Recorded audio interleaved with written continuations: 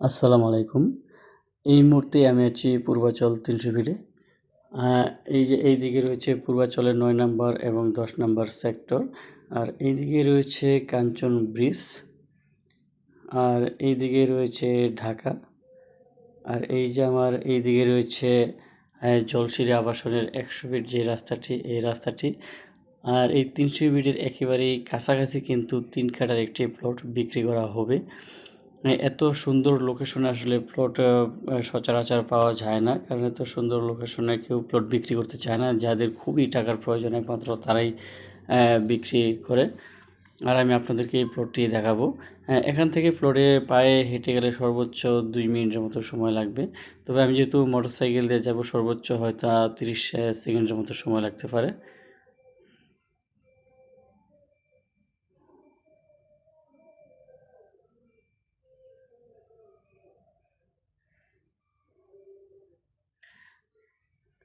প্লটটির location কিন্তু খুবই সুন্দর। আমরা কিন্তু ইতিমধ্যে প্লটে চলে এসেছি। প্লটটি কিন্তু পূর্ব ফেস এবং দক্ষিণ ফেস অ্যা বক্সের অংশ পেয়েছে কিছুটা।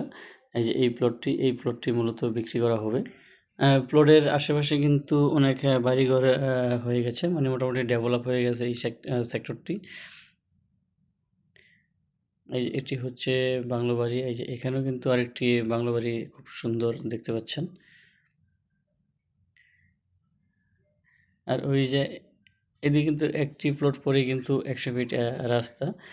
চিন্তা করে দেখেন একদিকে জলশিরা আবাসনের ১০০ ফিট রাস্তা এবং অপরদিকে পূর্বাচল ৩০০ ফিট। কত সুন্দর লোকেশনে এই প্লটটি। যারা এই প্লটটি নিতে আগ্রহী তারা অবশ্যই ভিডিওতে যেই নাম্বারটি থাকবে সেই নাম্বারে যোগাযোগ করবেন। আর দ্রুতই যোগাযোগ করবেন কারণ এত সুন্দর লোকেশনে সচরাচর প্লট থাকে না।